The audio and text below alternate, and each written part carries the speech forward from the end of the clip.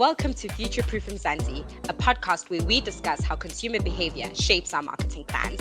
I'm Sena, and today I'll be discussing a huge focus for retail brands at this time of the year. We're racing towards the end of the year, which of course means we'll soon be seeing Black Friday and holiday advertising everywhere. But how can brands really make the most out of Black Friday and ensure that they don't just make once-off sales, but really create long-term customers? What are the most effective tactics, and how does advertising at this time of year differ to other seasons? To dig into all of this, we've invited Hugh Mitchell, Head of Performance at a digital marketing agency, Ruby Digital.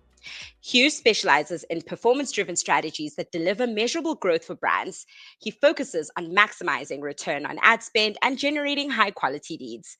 His approach is rooted in data-driven insights, allowing him to develop campaigns that drive performance while maintaining a focus on long-term client success. Welcome, Hugh. It's a pleasure to have you on the podcast. Thank you, Senna. Yeah, it's really exciting to be here. Okay, so to kick things off, please will you tell us a bit about your career journey and how you got to where you are today? Sure. So it's maybe a little bit more untraditional in terms of how people get into digital marketing. I did a degree at Stellenbosch University, and the degree was a BA in social informatics, which is basically training to be a business analyst. So more on like the development side of things. Or being the middleman between a developer and a stakeholder and trying to translate information from technical to non-technical and non-technical to technical. After my degree, I went and worked at a stock company and then moved to Ruby Digital, not knowing anything really about digital marketing, only really the basics like Google Ads and organic results.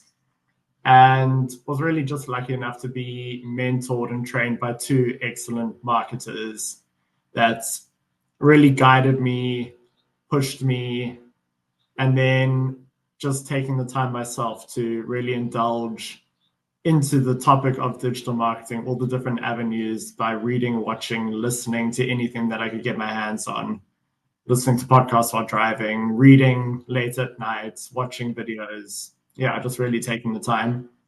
And then in 2022, I was appointed head of performance at Ruby Digital. Wow, what a fascinating career trajectory, Hugh. And I think, like most marketers that I've met since I pivoted into this sort of industry, really, we have a multidisciplinary sort of backgrounds, which I think makes such a well-rounded marketer. So it's super interesting. But Hugh, of course, let's now get into it. Okay, Black Friday has become the sort of major retail moment in South Africa. How has the significance of this holiday sort of evolved over the past few years, especially in the region? What we see is that it's really split into sort of two consumer groups. Those looking for like deals on high ticket items, like a brand new TV or something, and those with less disposable income looking for sales on everyday items. And let's call it like bulk shopping on sales. With our clients, we see it with mainly more high ticket items. So actually people with a bit more disposable income looking for those good deals on something that they want opposed to something that they need. Obviously, we live in a society in South Africa that's very has stark contrasts in the way people live their lives and how much disposable income that they have. So it's really just split into those two types of categories, not disposable income versus less disposable income. So fascinating to me. And I think thank you for setting the scenes with us in terms of higher disposable income and less disposable income, because I have definitely, at least anecdotally, over the years seen it really just capture the zeitgeist more and more every single year. I think if I look at my personal experience, I'm always like, for those major big ticket items, I'm like, let me wait till November. And so I think it's sort of taken You its shape start for the looking now for those Black Friday deals. I'm like, I'll save this for Black Friday. And then yeah. So I just want to say, how do you see the increase in sort of brand advertising then during Black Friday holiday? And you've also now mentioned Cyber Monday, and just generally the holiday shopping season. As a performance marketing agency, we do get a bit of a mix. Some brands actually don't want to run Black Friday ads because it feels like it compromises their position in the market. or they rather position it in saying, if we do run Black Friday ads, people will sit and wait for that Black Friday campaign. And it will compromise their position as a brand, and then lead to not actually getting those constant sales throughout the year and maybe running a different type of sale, like when they have their birthday or something. With Black Friday, there's so much going on as well. Every company has a Black Friday sale. You're competing within that market, and you're competing for attention as well, for consumers' attention. And maybe sometimes not running Black Friday is maybe the way to actually keep your market position and rather just be another spending point during Black Friday for a consumer. Yeah, I mean, I think it's one thing we always say to brands, right? It's you can't always play everywhere. And I think what I didn't get from that answer is what's your point of view on that? What are the pros and cons of sorting then running a Black Friday special? And is there validity to any of these concerns that you've highlighted for marketers who have reservations about entering the space? As an agency that works with brands, we follow the lead in what the brand wants. They say, we don't want to run Black Friday campaigns. We may ask them the question, are you going to run Black Friday campaigns? Please would you give us that planning, or please would you give us that information so we can plan ahead. But we follow what they want to do. And if that is their market's position, and they say, we don't want to run Black Friday ads, we say, cool, maybe it's an opportunity that you're missing based on what we see with other brands within your industry or within your niche. And we might say, we know some other people that are running Black Friday campaigns, but yeah, it's their business at the end of the day, and that's their position that they want to take. So, Hugh, how do you see the role of digital platforms shifting during the Black Friday period compared to sort of the other times of the year? With AI and content, people are really just spewing out content at the moment. And more than ever, it's about grabbing the consumer's attention with really high quality content and high quality call to actions, and making an effort to not spew content out. People become, let's say, blind to what is happening on content, where it just becomes just a scrolling game on social media or anywhere, actually. They're just scrolling through so much content now that you actually need something that's going to get them to stop and look at what they have. At Ruby Digital, we operate from a performance perspective where we actually believe less is more in terms of content, where other social media agencies or other agencies might go with more is better because you're getting in front of the user more often. But if you're producing content that is such high quality, you're going to get someone to stop and look and see what that actually means, or see what the image is trying to portray, or what the content is trying to portray. And when it comes to Black Friday and positioning deals, also creating a really good quality campaign that's going to actually get the right target market at the right time with the right creative, the right deal. And that is kind of where we want to shift towards, is being really high quality opposed to more is better. I think that's incredible advice. I like to call the endless scrolling, the Gen Zs call it doom scrolling. Doom But scrolling. it's Being caught consistent there with once or twice. it's consistent with sort of the data that we got around our media reaction study, where we sort of asked consumers where do they prefer to be spoken to by brands, and most consumers said in offline channels, despite spending so much time online. And I think we always tell brands to make really engaging content, make entertainment, reframe it as something engaging and not necessarily salesy in an ad. But I want to ask you, do you see the changes in the sorts of ad across seasons? So what I mean about that is, do you perhaps see more brand building campaigns at the start of the year versus more conversation focused ads at the end of the year when we then enter the holiday period? Again, as a performance-based agency, we focus on the conversion or the lead or the sale throughout whatever the time of year is. We're actually trying to get the end consumer to take an action. So yes, we may run performance or sort of interest-based or brand-based campaigns, but that is more supplementary to what the actual conversion is trying to be. That's what the business wants at the end of the day, is the lead, is the sale. And that's what we do throughout the year. When it comes to Black Friday, we may just, rather than toning up the conversion campaign, there may be a particular Black Friday campaign for a particular deal or sale that's going to be happening for that brand, that it almost becomes a case of turning down the brand or the awareness campaigns and turning up the conversion campaign, but not really shifting from only brand or awareness to conversion driven. That conversion journey or that conversion campaign will run throughout the year, and it's more just adjusting based on the time of year or the time of sale or the Black Friday sale that's happening. Yeah, I see. So, in focusing on the sort of more sales element during the Black Friday period, how do you then, as a digital marketer, also keep at the back of your mind that you want to acquire long-term customers rather than just once off? So, I suppose from what you described, it's neither nor here nor there.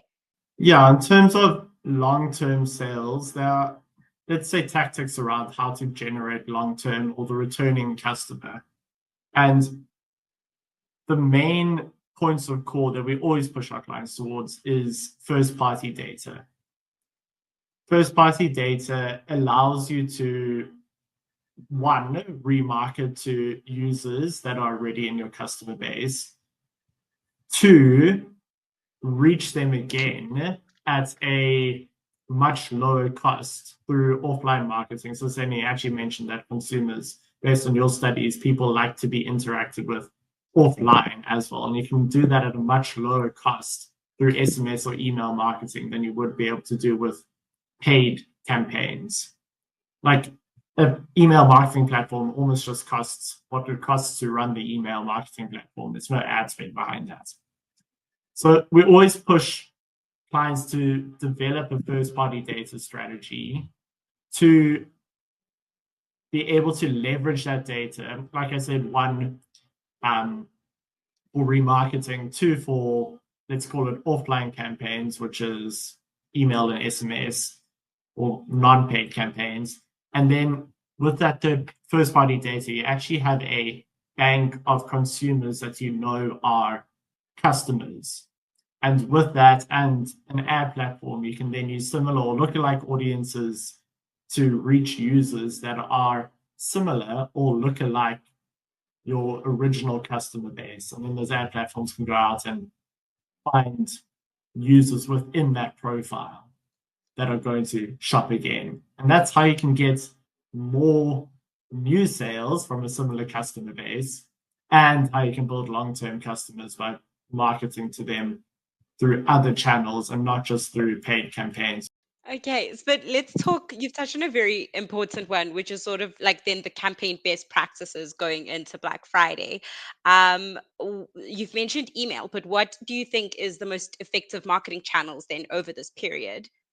Social is fantastic. It's really visual. People are spending lots of time there, particularly during Black Friday, sort of waiting for those Black Friday campaigns to start running.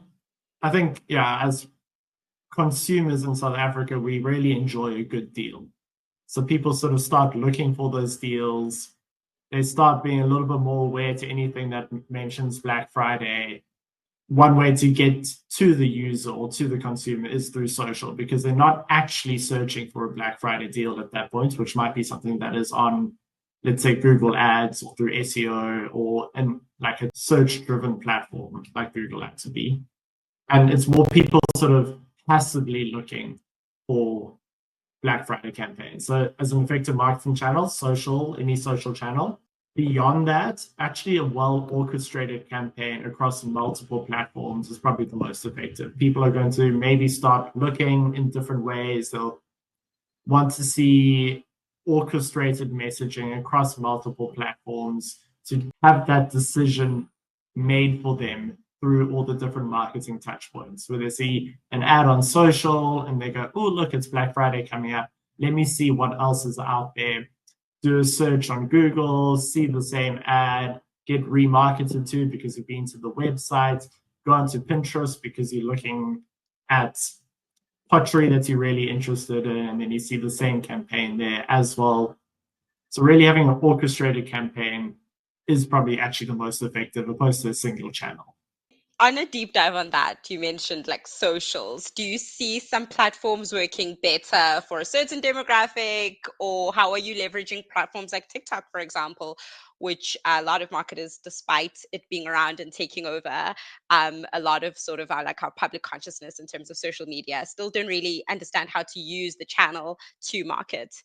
Yeah, I think it's more of a question for my colleague Cheryl, as she is head of the social team. But what I do know about social platforms is that they are split up into different demographics in a way, where you might have younger people on TikTok and older people on Facebook, and then somewhere in between you're going to have Instagram.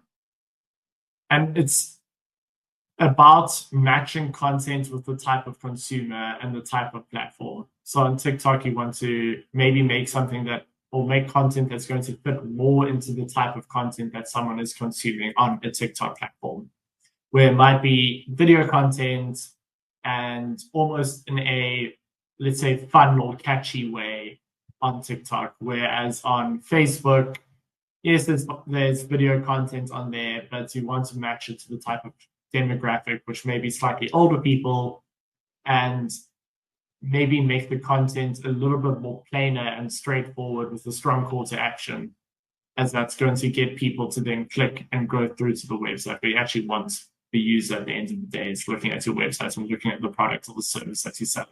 What are then, Hugh, the most effective calls to action? And then perhaps in that answer, you can also tell us what the effective tactics that people can sort of use to then convert sales. Black Friday, it's about attention, and it's also about urgency, because you have a limited time period on those sales, often maybe a day or a week. Some people like to, or some brands like to run Black Friday for the Black Friday month. So when it comes to call to actions and getting people to click and buy, it's about urgency and scarcity. Really trying to get people to think that this is a last time deal that they're never going to get again, and therefore need to click in that moment and buy in that moment, otherwise it's gone. So I know, like for Google ads, that you can actually have a countdown timer that's running in your ad itself, and it's saying in T minus 30 minutes, this deal is going to be over, and really building up that urgency and scarcity within. And it's kind of like plays into the human psychology of something going away that you need to capitalize it on now, otherwise it's gone forever. Other than that, let's call it a risk-free call to action, where if you position something as buy it now within this deal and get a free return or free shipping, or something that's a value add onto just buying the product and beyond the normal guarantees and warranties that you might have with the product. So something that's going to mitigate any risk from the consumer, to not have a risk of, I bought this pair of shoes now and they're the wrong size and we're going to have to return them, which is a real hassle in people's lives. So if you can do a free return policy online, then that will help people make that purchase initially. And then problem solution call to action. So if someone has a problem, how do you solve that problem for them? And using those types of, let's call it a softer call to action, opposed to the buy now, purchase now types of call to action. Posing it as a problem that is being solved helps them solve that issue in their life. And particularly if you're remarketing to them, you kind of know that they have that problem already. And you can say, we have a solution for you for your running aches and pains. Here's a brand new pair of shoes. So that's, just some stronger calls or different types of call to actions.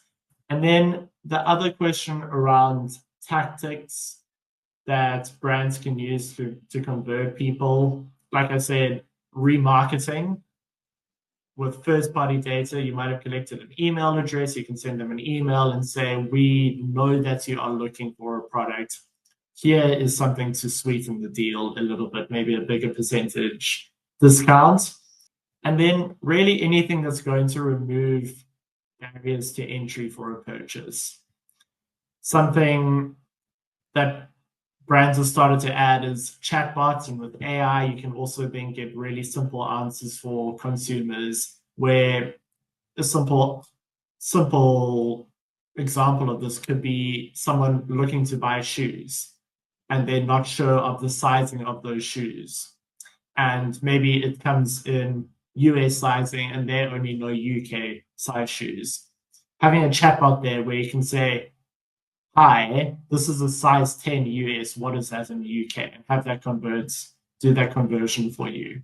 Can maybe make a big difference into peace of mind when making the purchase and removing the barrier to entry, and anything that's going to give a user instant gratification of a question being answered instantly can help them convert a little bit quicker, rather than reaching out on email and saying, hi, I see that you only have sizes in US. Please would you give me the UK side? And then you've got to wait 24 to 48 hours for that response. Anything that's going to remove that barrier to entry. I think as you're answering that, my mind is blown because all of these work on me. Like, if you remove the barrier to entry and you're telling me buy this now, and now you're also removing the barrier to entry, I'm a goner. So I don't know if I should be super happy about these insights or feel a little bit offended that they're hitting a little too close to home. Take my money. Take my money. So here, how early should brands start their Black Friday campaigns and build that momentum, and how long should they sustain it sort of post Black Friday? For paid campaigns, don't start the paid campaign on Black Friday. Give that campaign a little bit of time to warm up, to start finding the right consumers. Give it time to learn and get out of the learning phase. All these paid campaigns, all these paid platforms, they have a learning phase, which is typically around 2 weeks, where it takes a little bit of time for the platform to understand the campaign and who it should be reaching, who the target market is. So give it time to work through that learning period. And you can maybe run different ad sets in that time where you say, we are having a Black Friday campaign that's launching on, let's say, the week before Black Friday actually is.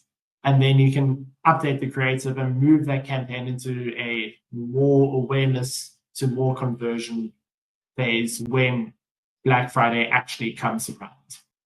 What's also really a cool idea is Takealot has the Blue Dot Sale, which has then become synonymous with Black Friday.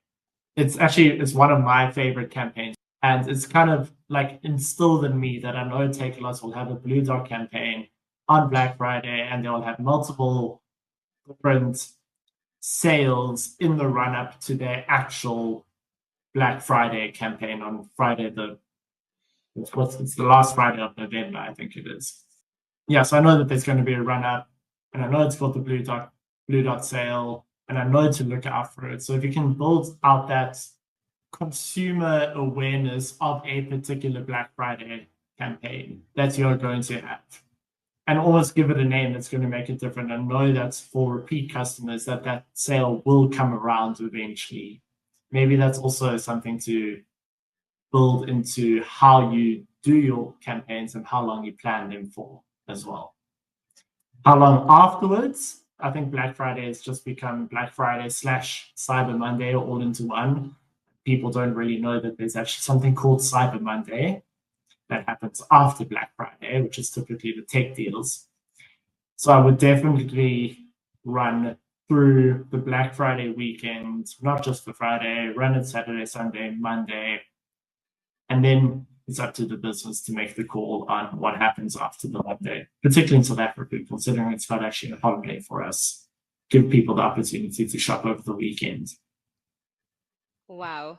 I think as you're even giving that example of Takealot being a retailer that does it really well, I'm like, oh yes, I do know about the Blue Dot Sale. Superbalist does a similar countdown to Black Friday. And I think that's such perfect case studies. And it's also sort of reminding me of some of the missed opportunities I think I see with other brands.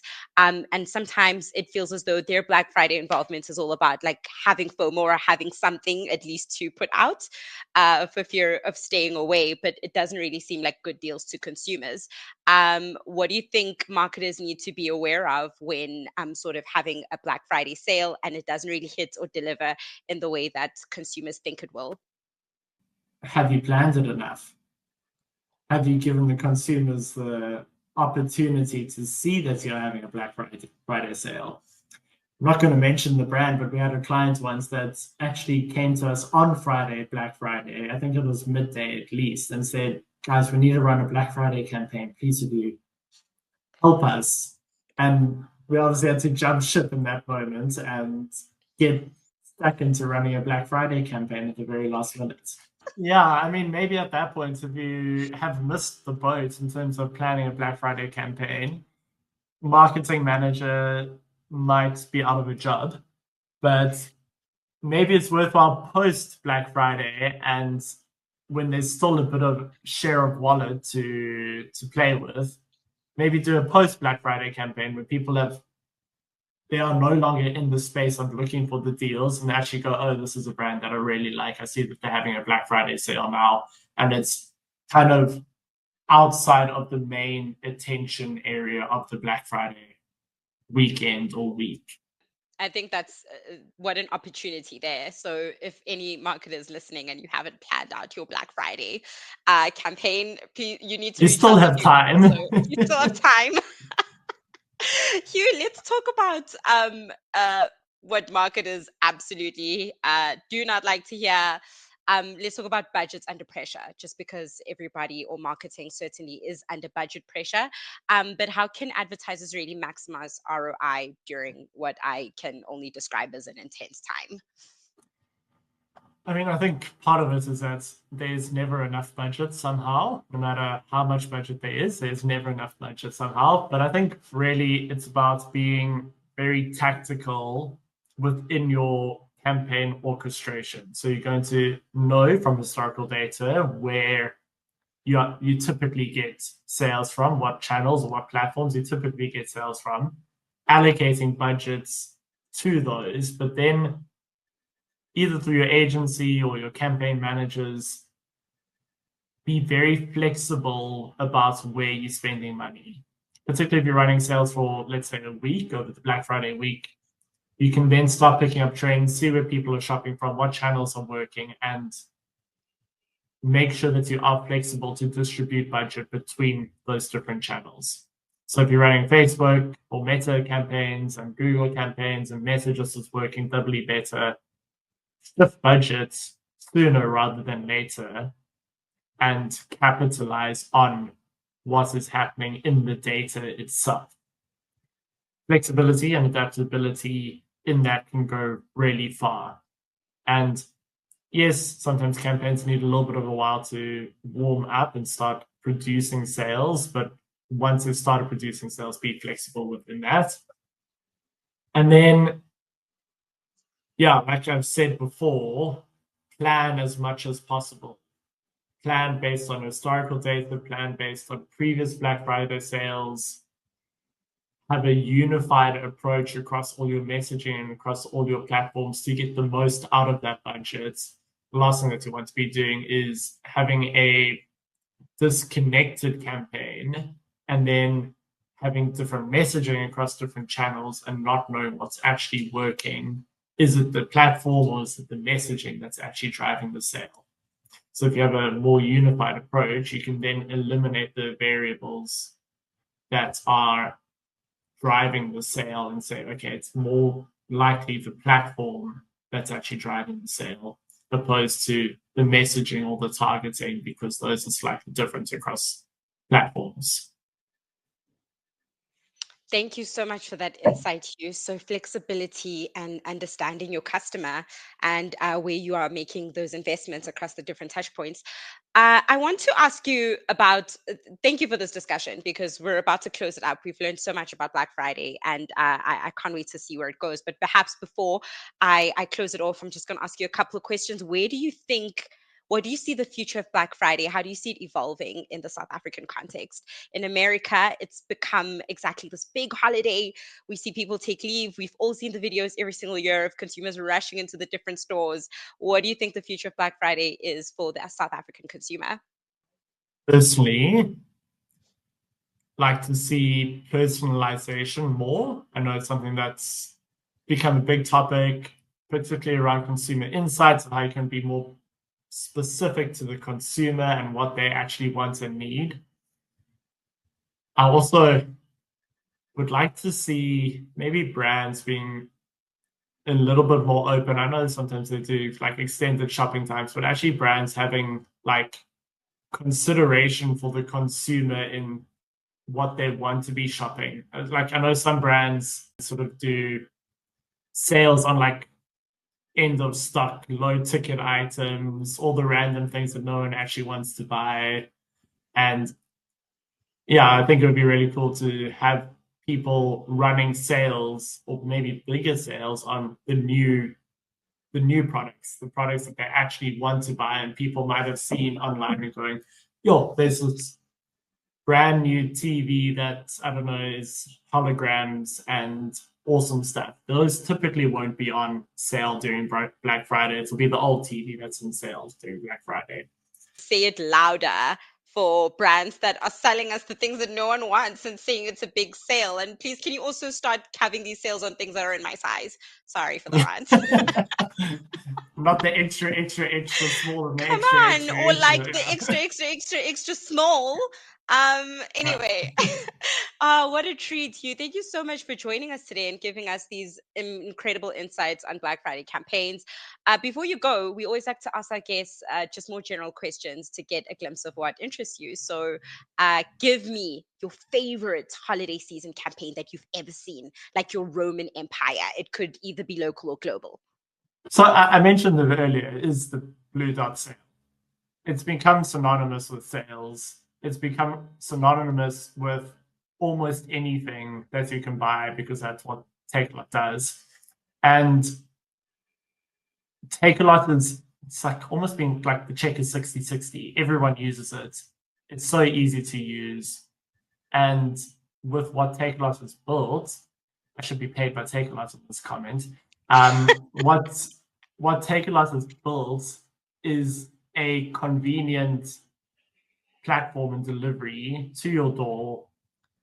And yeah, I mean, along with the sales that they have to offer, I think that is my favorite Black Friday campaign. I know it's my go-to when it comes to seeing what's available on Black Friday. And I know that they also have good tech deals. So it's always something that I'm going to be looking at. So yeah, I'd say that is my Roman Empire of Black Friday sales. I am sure our friends at Takealot will be very excited to hear that. We actually have an episode with Takealot CMO Julianne Walsh speaking exactly about that, understanding their customer and understanding their customer journey, and they're the best in the game to do that. So I think they, again, are a great case study. We have had so much fun on this episode. Thank you so much for joining me today, Hugh. Cool. Thank you, Senna. It's been such an insightful discussion, and thank you to our listeners for tuning in. For more information, you can follow Kantar on LinkedIn and X. We would love to hear from you, so please leave us a review, and remember to subscribe on Spotify, Apple, or YouTube so that you never miss an episode. Till next time, bye.